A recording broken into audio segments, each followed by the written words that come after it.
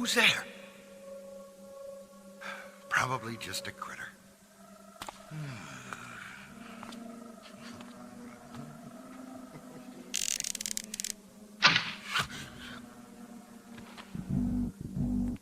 I need help here! Sound the alarm!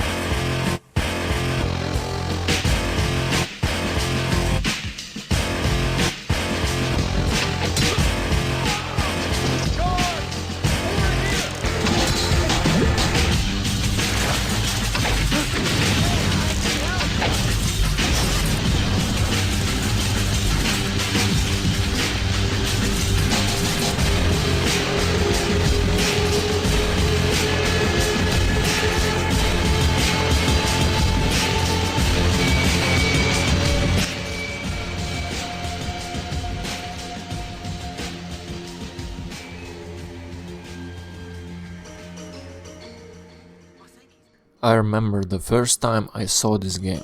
It was in one of those local video game review magazines back in the early 2000s. I spent my ridiculously big €5 to buy the magazine, because that was the only way to satisfy my unstoppable desire to learn more about this young and growing world that fascinated me so much, the world of video games. When I brought the magazine home, I flipped through it maybe 100, maybe even 1,000 times, until the pages wore out and scattered across the drawers where I kept it. I knew every single game featured and described in the magazine by heart, and over time I have tried and played almost all of them. Few years later, my magazine collection has grown considerably. We still didn't have the internet at home, but one of those magazines I got had a demo disc with few games on it. One of them was Thief: The Dark Project. To be honest, the graphics didn't impress me. Even at the release, the graphics were already outdated. But my old Pentium 2 computer, which could barely handle 3D graphics, managed to run the game smoothly enough. As with the most demo games, you got only small piece of it to try. Sometimes the demo had a timer. You could play until the in-game clock ran down to 0. But this ended quickly because there was a simple workaround. You just reinstalled the game and reset the system date, and you could keep playing the game. Technically, you weren't supposed to. But Thief was different. The moment I launched it, I was captivated by its atmosphere. Of course, it probably helped that it was night and I was alone at home. The dark, music-free ambience, the guards' voices, and echoing footsteps. I played the demo version over and over again.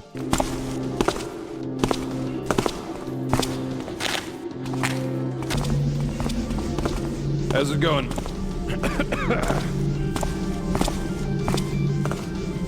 That night I replayed the same level more than 10 times and still wasn't enough. I wanted to loot every room. I wanted to remain unseen. I wanted to uncover every hidden secret that developers left behind. This game was incredibly fascinating, and I already knew that as soon as I saved up enough money, I head out to my nearest pirated game store and grab it. Please don't judge me, I was maybe 12, maybe 14 years old at that time, and it never crossed my mind that paying money for a game could still be illegal. How was I supposed to know that this guy selling them usually disappeared for 30 minutes or so and came back with a disc in a bag? Of course, the disc had no text on it at all. I think that was the cheapest that they could find.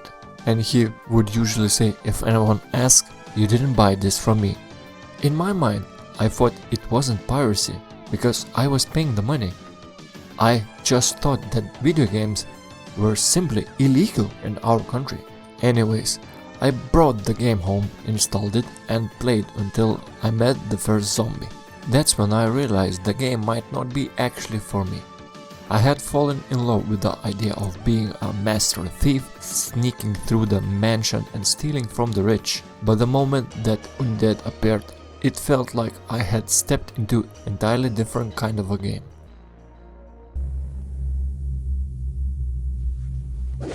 That's not for you. Please, sir, I'm hungry. Don't tell the Hammers, I promise. What is your name, boy? Garrett. You have talent, lad. Let go of me, old man. To see a keeper is not an easy thing, especially one who does not wish to be seen. So, The Thief, The Dark Project, released in 1998 for PC by Looking Glass Studio, and this one is really oddball of its time. While everyone else was busy making shooters where you blast everything in sight, Thief was all about sneaking, hiding, and stealing spoons. Yes, spoons. And candlesticks. And plates. Because in this game you were not a space marine mowing down aliens. You were Garrett, a sneaky thief who lives in the shadows and makes a living by stealing whatever isn't nailed down. And sometimes even things that are. Right from the start, the game makes it clear you're not a hero. You're not saving the world. You're not helping anyone. You're a thief. Your job is to sneak into mansions, temples, and creepy crypts and take shiny stuff without getting caught. That's it. And wow, did this stand out back in the 90s. Remember, this was the time of Half-Life, Unreal, and Quake 2, all about guns, explosions, and fast action. Then Thief showed up and say, what if instead you hid in the corner for 5 minutes waiting for the guard to leave? And it worked. This game takes place in a weird city that's kind of medieval, kind of steampunk, with magic and creepy monsters thrown in. It feels like a mix of Sherlock Holmes London and Dungeons and Dragons campaign. And maybe a nightmare after too much bad pizza. The world has hammer worshipping priests, secret cults, undead wandering around, and guards that sound like they were all been to the same bad acting class. To come with? Couldn't pay me enough. What? You soft belly. Now bears have got these new muzzles with underslung cheeks. And it's all tied down together with a style that's dark, moody, and honestly kind of scary at times. Garrett himself is a great character. He got this dry, sarcastic voice, always cracking little lines about his job. It's a throne room. How pretentious can you get? Could you possibly be any more helpful? Inside at last. He was trained by a secret group called the Keepers, who like to stay hidden and watch the world. But Garrett said, nah, I'm good bro, and went freelance. He's not exactly a good guy, he steals from everyone, rich or poor. But he's clever and funny, so you can't help but like him. Now the biggest thing about Thief is the gameplay. This was one of the first big stealth games in 3D. You didn't want to fight because combat is clunky and guards will wreck you. The trick is to stay in the shadows, move quietly and plan ahead. You got this little light gem on your screen that tells you how visible you are. If it's black, you're hidden. If it's white, you're standing under a torch like an idiot. So you're always watching light and sound. Stepping on a stone is noisy. Stepping on a carpet, much quieter. Run too much, guards hear you. Sneak slowly, you're safe. It was a whole new way to play back then. And oh, the guards. They kind of dumb, but also tense to deal with. They always mutter to themselves. They complain about their jobs. They stop to eat and scratch their heads. But if they spot you, they chase you down and yelling Taffer at the top of their lungs. Taffer, by the way, is an in-game fake swear word, and it's hilarious. You hear stupid Taffer or where did that Taffer go about 1,000,000 times, and it never gets old. The tools Garrett gets are fun too. You get a blackjack for knocking people out.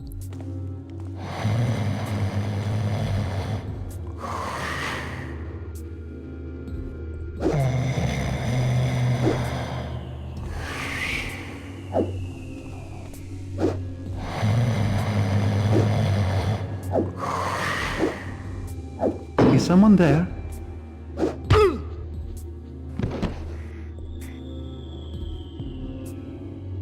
A sword for when things get really bad, and a bow with the different arrows. Water arrow to put out torches, rope arrow to climb, moss arrow to soften your footsteps. And yes, fire arrow that basically blow stuff up. Though if you're using fire arrows, you're probably already failing at being sneaky. What cool is how open the levels feel. The missions aren't short little hallways, they're big, complicated places with multiple paths. Sometimes you can sneak through rooftops, crawl through sewers, pick locks on doors, or just find hidden vents. The game doesn't hold your hand much. No glowing markers, no giant arrows telling you, go here. You have to read your objectives, pay attention, and figure things out. It makes the game feel more like you're really breaking into a place instead of following a ride at a theme park. But here's the thing, the thief can be tough. It's not quick, pick up and play kind of a game. You get lost, you get caught, and sometimes you spend 10 minutes waiting in total silence because a guard just won't leave. It takes patience, and the game doesn't always play fair. Later missions throw in zombies and monsters, which really don't fit in the sneaky thief vibe. Suddenly you're fighting haunted catacombs instead of just robbing mansions, and it can feel like totally different game. Some fans love the spooky stuff, others hate it. But hey, it does make things unpredictable. The graphics, well, to be honest, even in 1998, they looked pretty rough. The engine called the Dark Engine was made by Looking Glass themselves, and it was very chunky and blocky look. Characters have faces like stretched out potatoes, and the animation is stiff. But the lighting was the magic. Real dynamic shadows, and it was the reason why they needed their own engine. Real dynamic shadows, flickering torches, glowing windows in the distance. It might look simple now, but back then it was mind-blowing. Light and shadow weren't just pretty effects, they were the heart of the game. And the sound design is maybe the best part. You need headphones for this one.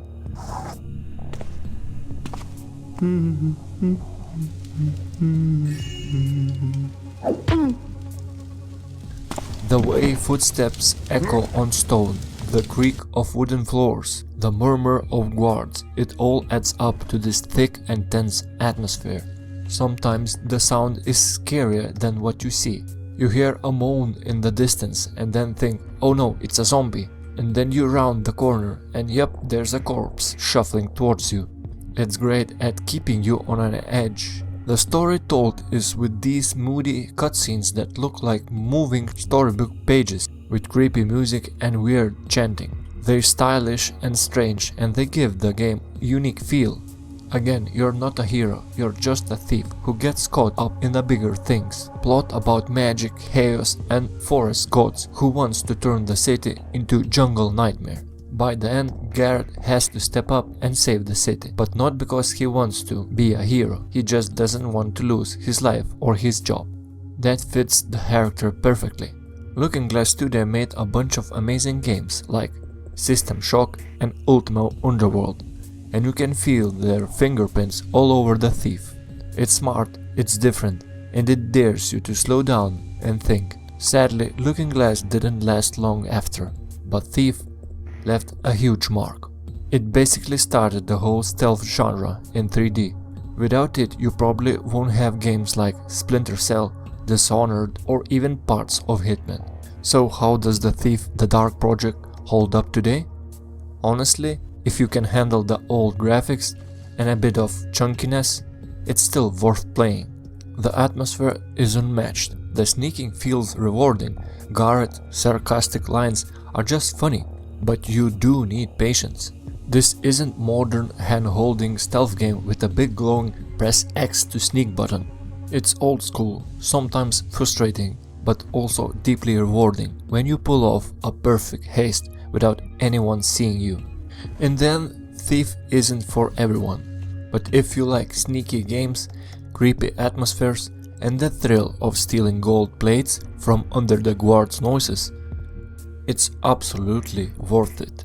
Just be ready to hear the word Taffer about hundreds of times an hour. And that's Thief the Dark Project, a strange, bold, shadow-filled game that dares to be different. And sometimes being different is the best kind of a thief. Thank you for watching and please consider liking and subscribing to the channel. It helps a lot. or considering watching my older stuff, like this video.